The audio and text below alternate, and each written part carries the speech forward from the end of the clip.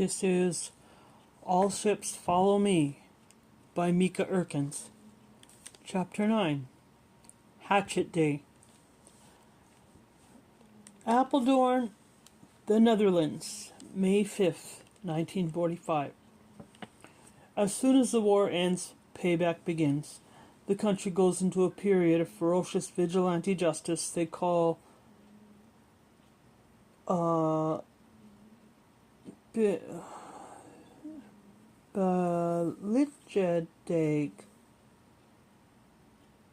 Hatchet Day.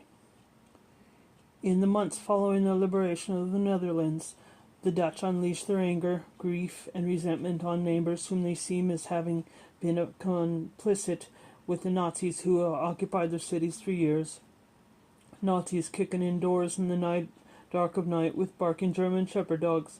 Nazis pulling Jews out of attics and basements. Nazis strafing their cities at the beginning of the war to leave inflaming debris behind in the place of families, terrorizing their sleepy villages so that no Dutchman, woman, or child knows how to sleep soundly anymore. Now the Germans are gone, it is the collaborators' turn to have their doors kicked in and to be pulled from their homes.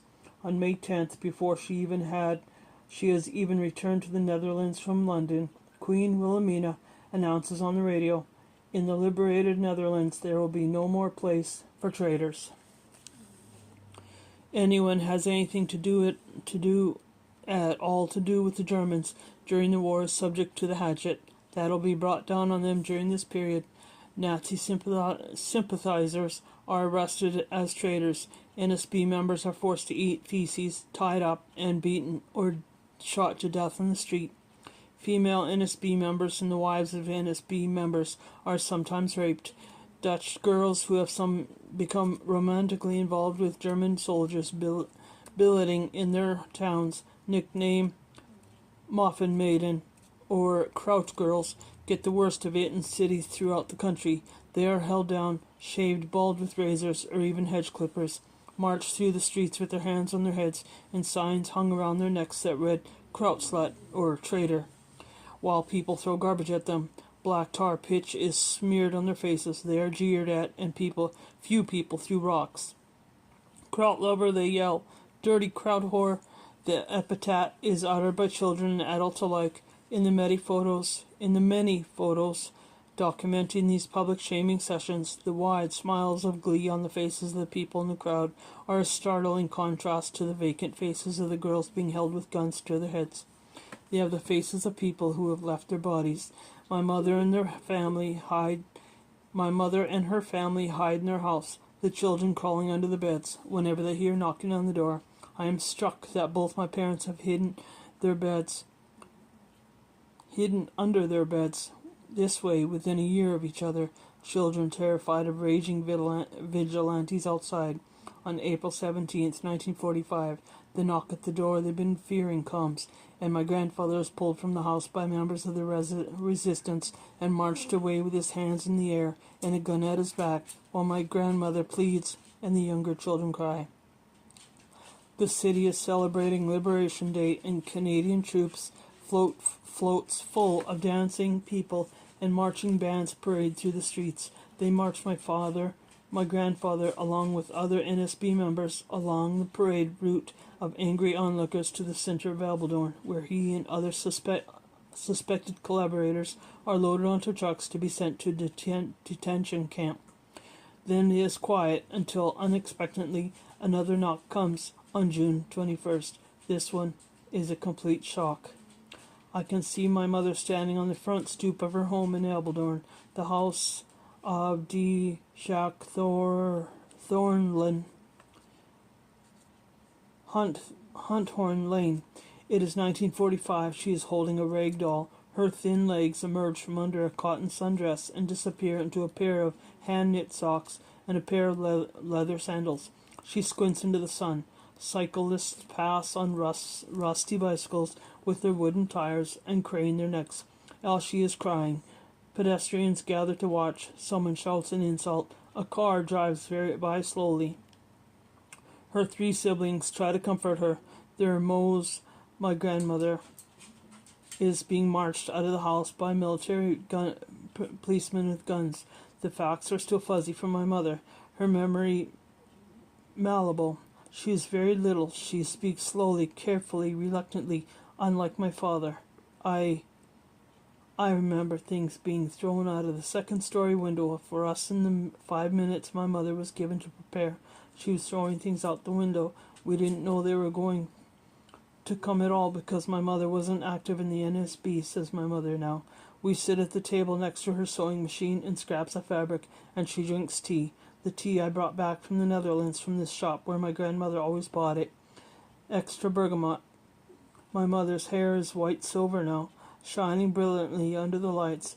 Her wrinkled hands smooth over a piece of fabric, back and forth as she talks. We weren't prepared for it. I just had the image of things being thrown out the window, things falling down to us from above. A thick wool blanket and pillows, sweaters, a bag of toothbrushes. My uncle says this part isn't true, but it may have been on the other side of the house, and this is my mother's memory. She says she can still see it, and whether or not it is true is her truth, and the image that remains with her today. What is not in dispute? The children's mother, my grandmother, being loaded into a car, a black car from the POD, the Politik Opsporing Dienst, the Political Investigation Service. Then the POD agents place wire seals on the doors and windows of my mother's house. They post a notice on the front door stating that the home has been seized. Boots stride past the children without stopping. Car door slam. The engine is started. My grandmother, turns to look at her children through the window of the police car, her face stunned. And moments later, the car is gone, headed toward Wesap, the same camp they brought my grandfather 2 weeks earlier. The special jail for NSB members. My 5-year-old mother is crying harder now, inconsolable. Hanny, 14, takes her hand. Their 2 brothers, ages 13 and 7, flank them. The officers do not come back. Nobody comes for them. The children stand for many minutes on the curb as the elder sister thinks. The pedestrians move on, fingers hooked to pull curtains furtively aside in the houses of the neighbors. They watch the children standing in the street, but they do not come outside. When Hanny turns towards them and catches their eye in the silver space between curtain and window, the fingers hastily retreat and the curtains fall closed. She turns away. William Maxwell writes about a boy losing his home in the novel So Long, See You Tomorrow. Whether they are part of home or home is part of them is not a question children aren't prepared to answer. Having taken away the dog, take away the kitchen, the smell of something good in the oven for dinner, also the smell of a wash day, of wool drying on the wooden rack, of ashes, of soup simmering on the stove. Take away the patient old horse waiting for the pasture fence. Take away the chores that kept him busy from the time he got home from school until they sat to supper. Take all this away, and what have you got done to him? In the face of deprivation so great, what is the use of having him to go on being the boy he was? He might as well start life over again as some other boy instead. There is the image of a 5-year-old mother again, left standing in front of her home, which has just been locked and sealed off. Too late. She remembers the stiff boy the Canadian soldier gave her, now entombed in the locked house. My mother's mind, her mother has been taken away in a black hole, never to return. She and her siblings begin to move down the road away from the home that is, in an instant, no longer theirs. They walk to the other house where the door might open for them. Go to the band of duels, their mother had called hastily as she led away by the police. So the children walked through the city in the throes of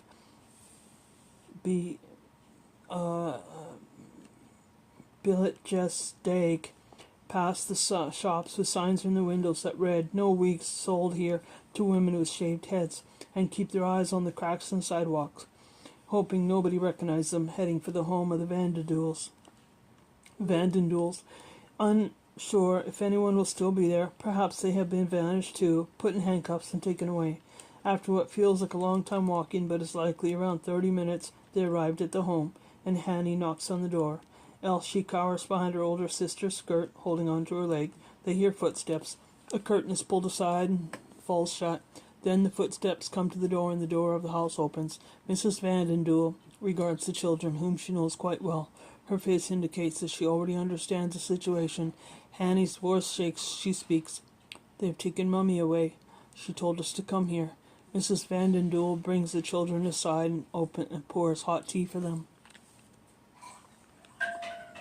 The house is very quiet. The wooden grandfather clock swings its pendulum. Tick-tock, tick-tock. Elsie looks around for the Vandendoel's daughters, their teenage babysitters, but they were not there.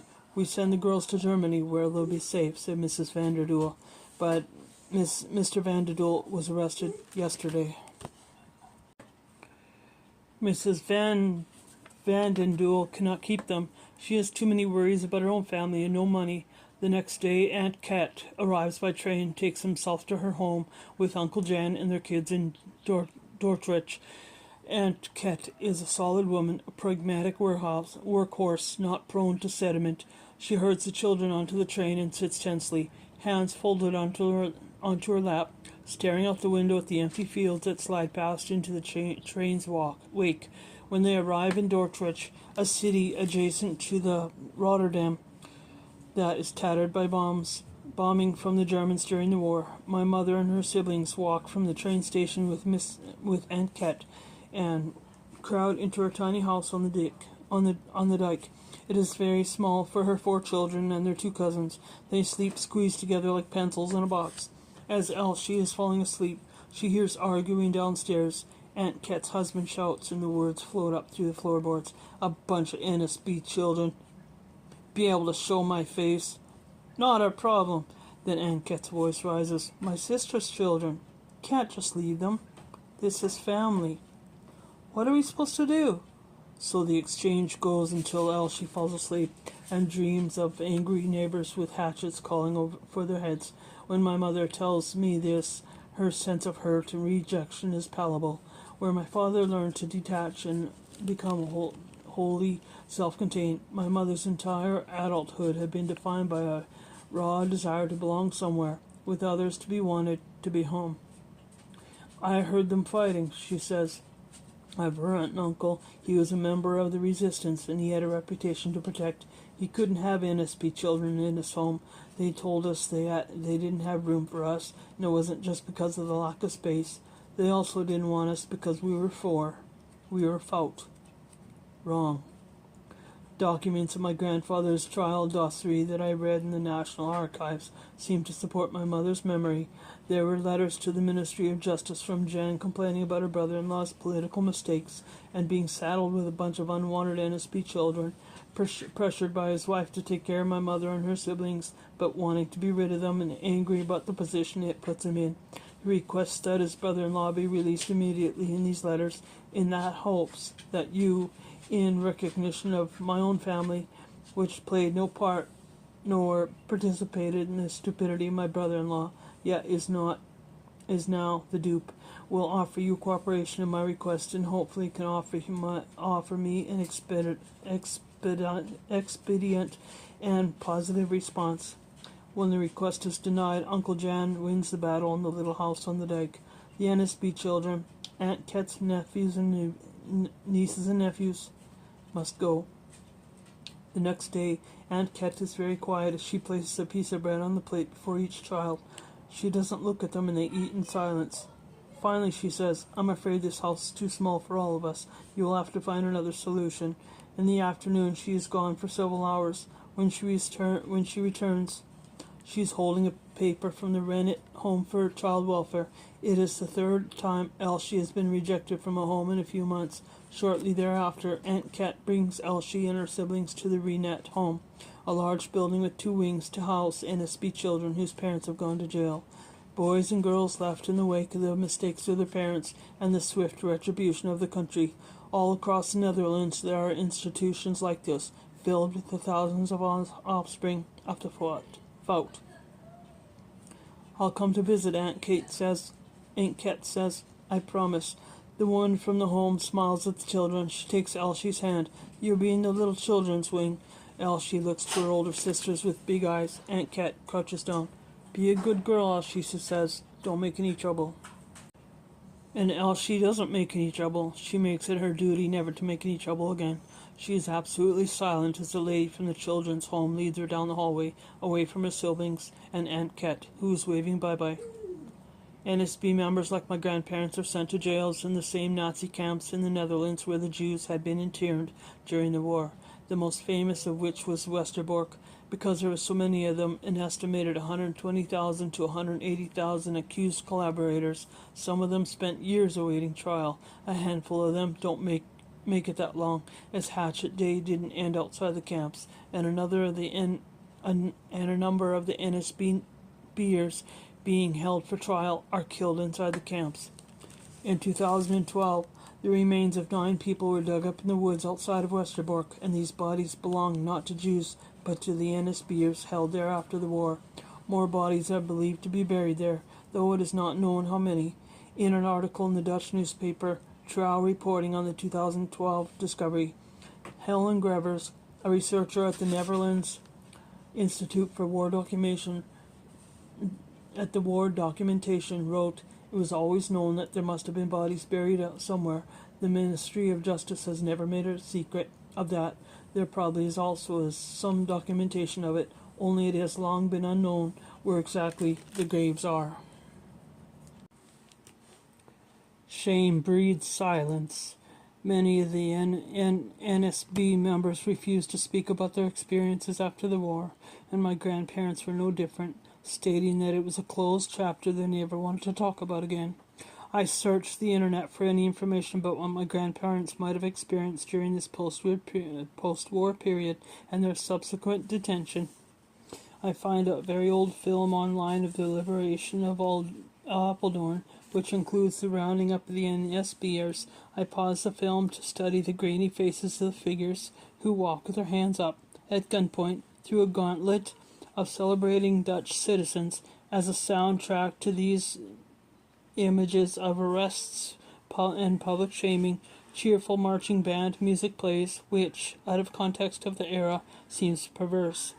I realize that I'm searching through the faces of those being marched through the streets for my grandfather, whose image I've never actually seen, in person or on film. Perhaps he is among them. It is a distinct possibility, but I don't know my grandfather well enough. In the film, men and women, teenage children, walk with their hands in the air, the crowd jeering. One woman's face in particular strikes me, and I pause the video squinting. This woman could be my grandmother. It isn't, as she was arrested later, but she would have been treated much the same. The woman in the video wears a white sign around her neck, and as she walks with the hands up, guns at her back, she looks down at the signs, trying to read what they've written across her chest. In other films, I watch NSBer held in town squares and made to bend over on platforms while members of the public beat them with chairs and rods. Little children look on with their parents at these beatings, their faces lit up with open-mouthed laughter. Amazingly, shortly before finishing this book, I find a photo in a county archive of unnamed NSB men being arrested after the war. A man at the center of a crowd walks with his hands in the air, marched through the streets to the courthouse, past jeering citizens like so many others I've seen in other photos. The caption reads, a black and white photo. People suspected of being Nazi sympathizers are brought in 17/4/1945. In the period shortly after the Second World War, many innocent people were also arrested. I have an eerie feeling creeping through my body that this man is my grandfather. Though I never met him and the photo isn't clear, I email the photo to my mother. She responds, "Yes, my love, that's him. I've never seen this photo. Shit." She spends several days crying over the emotional confrontation of the image. When I share the photo with family members, they too express shock. My brother writes, "That is a shocking photo of Opa de Kock being arrested. Wow, I had to stare at that for a while." My cousin Hanky reflects my own reaction, writing, "I've never seen that photo of our grandfather being arrested, and it hit me hard.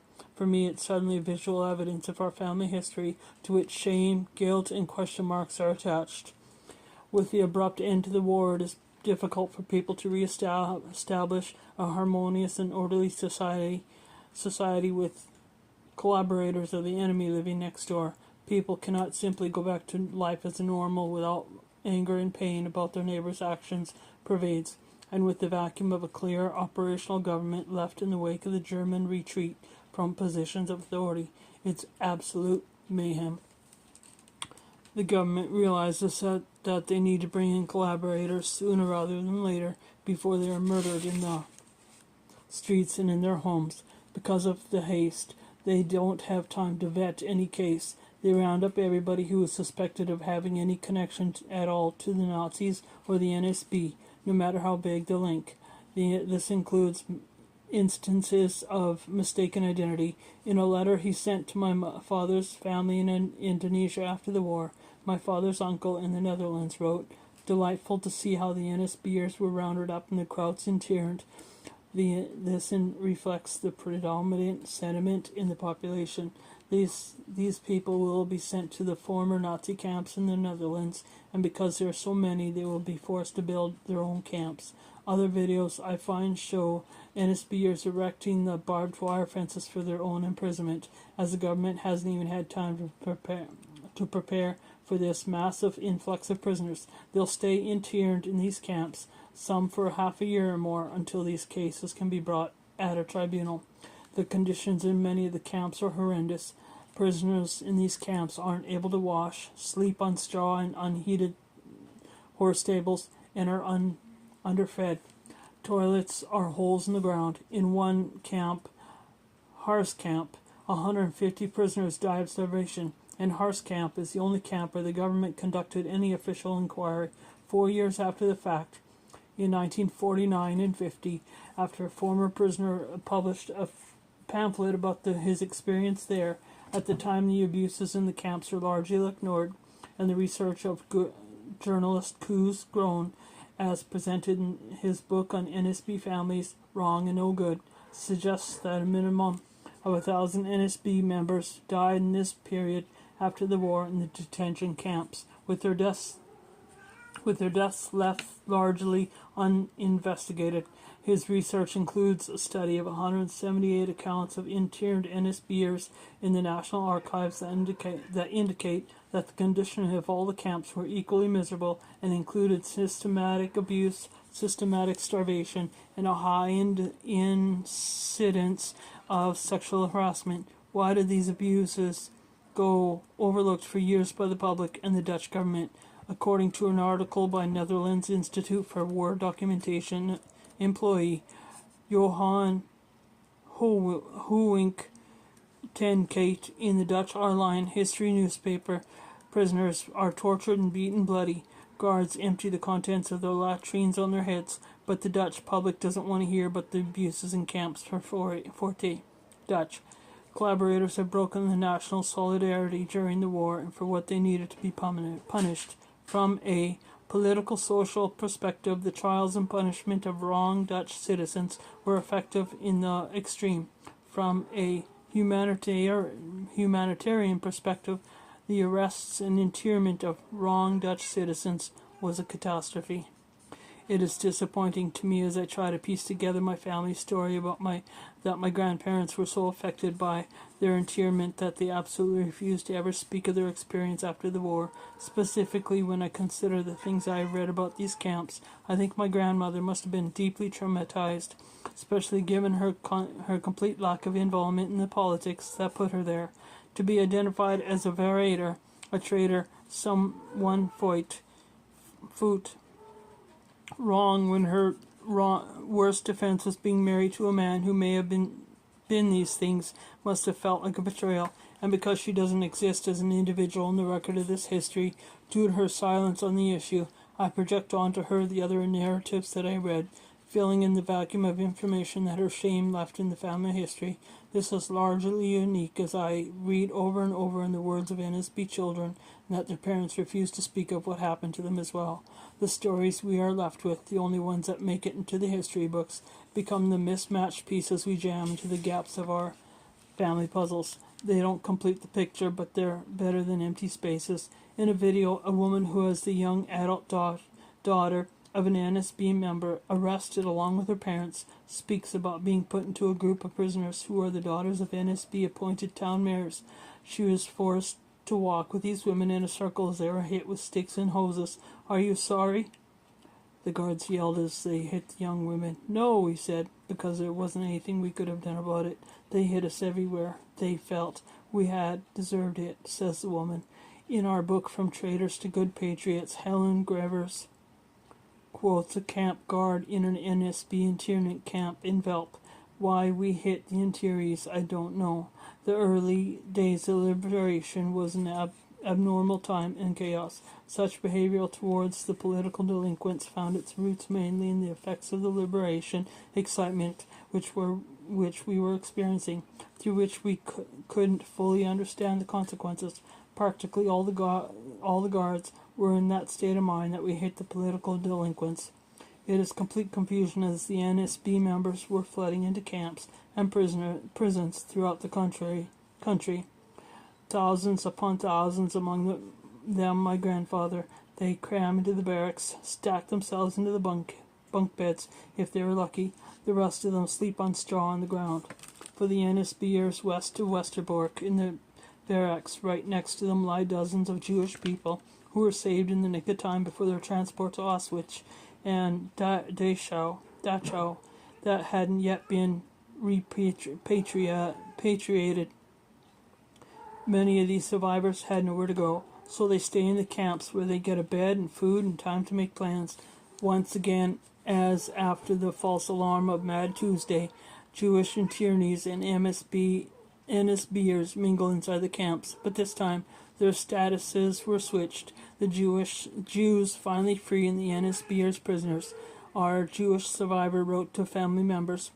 Every day now, large transports of NSB members arrive here. They don't have it easy. We Jews no longer have to work, except we now are the supervisors. These are the boys here from the Free Netherlands magazine and military police for security. They are extremely harsh towards all that is NSB.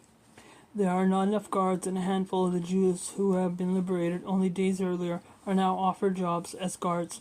The violence of revenge outside the camps that the NSBers were presumably saved from with their internment is in actuality just as bad inside the camps, if not worse. There do not seem to be any rules against flagrant abuse of the prisoners, and the Dutch authorities look the other way with regard to human rights violations. The most bizarre humiliations are invented by the accused collaborators. They have to mow the lawn, forced to get down on their hands and knees and bite grass and weeds off with their teeth. In the worst camps, they are made to walk on glass shards. At night, the guards get drunk and pull the prisoners naked out of bed, lead them around by a rope while they are beaten with sticks and bottles. According to one historian, abuse was more often the rule than the exception. Elderly people, many of whom had done nothing more than vote for the NSB party prior to the war, succumb first.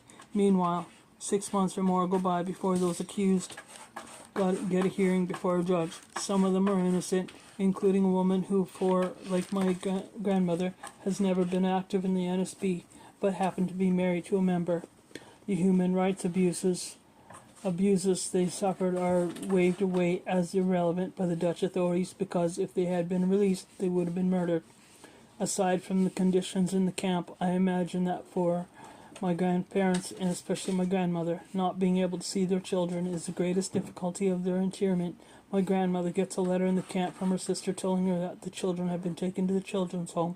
There's nothing she can do about it, and she feels helpless. She spends her days knotting fishnets or weaving placemats or making handbags or sewing jackets or whatever her daily labor is, but her mind is on her children in that facility in Dordrecht. She is a mother who cannot go to her children in the night when they have had bad dreams. She cannot check her children's foreheads for fever when they are ill. She is trapped behind barbed wire fences, unable to soothe her children's worries. Dordrecht, the Netherlands, 2014. On a drizzly late spring day, my aunt, my mother, and I drive into the city of Dordrecht in the southern part of the Netherlands. We follow the GPS to locate the former home my mother's aunt Ket and Uncle Jan, using an address I had copied down from my research in the archives, but the GPS leads us to a dead-end parking lot next to a factory abutting the freeway. We get out of the car and walk down the road, which is, as expected, a dike with some charming old cottages at the opposite end. But none of those is the right house. Eventually, we learned from a woman walking her dog, that this dike used to continue from the freeway, now bisects it, cutting one half off from the other. We get in the car and drive through a tunnel to the other side of the freeway and locate the other side of the dike, which now has a different name. New homes line this neighborhood, but a horse stable at the end appears to be old, and we stopped there. My mother recognized the stable as part of a farm that the dike house looked out on. But all around it, time has progressed, filling in pasture with cement. We never locate the dike house, though one small cottage is a contender. My mother isn't sure. I realize that asking a woman in her 70s to remember a house she is removed from as a 5-year-old may be unrealistic. I snap some photos when we move on to locate the children's home, where my mother stayed when her parents were interned. This address pops up as GPS, as being in the center of the city, so we drive downtown and park. Dortrecht is an old city with cobblestone streets and church spires rising up from the center. It's also a modern city with the same kind of nondescript apartment buildings we've encountered everywhere. In the drizzle, we locate the address and find a huge concrete block. Inside is a retirement home. We use the restroom in the lobby, and I watch the residents, all appearing old to have lived through the war themselves, spoon yogurt into their mouths in the dining room. The trip to my mother's past here is a failure. I am left feeling a sense of emptiness about the ways that history is literally paved over. I will never be able to know my mother's experience. Will only be able to fill in images based on my research, just as a reader will only be able to recreate their own vision of the truth based on the information I present. The true narrative, is buried somewhere beneath door chests, rebar, and concrete. Dordrecht, the Netherlands, 1945. Elsie is in the little children's wing of the Renat home, separated from her brothers and sister. Hanny is in the older children's wing, and the brothers are in yet another floor. The children sleep in bunk beds in tiled rooms. Elsie misses her mother intensely in the dark of the room. Every now and then she hears footsteps in the hall echo off the walls and waits for the door open, but it rarely does. Hanny comes to visit her once, but she and Pim contract diphtheria almost immediately and are put in quarantine, and thereafter they don't visit for weeks. Elsie gets lice, which makes her head itch. All the kids get scabies. The meals are adequate, but thin.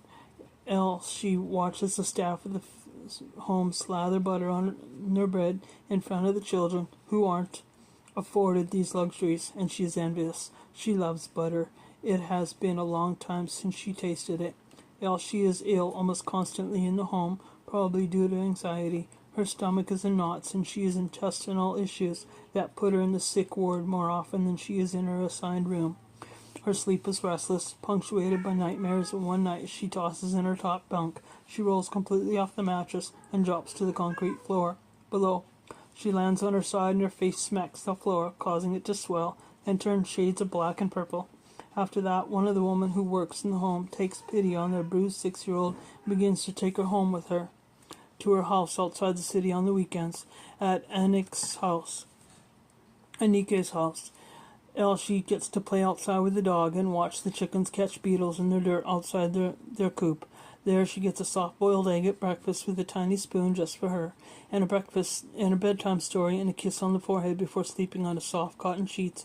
She wishes she could stay there forever and be part of this family. This perfect family is not hated by strangers, and maybe at some point she even expresses to them this desire to stay. It's something that'll plague her forever as an act of betrayal toward her own family.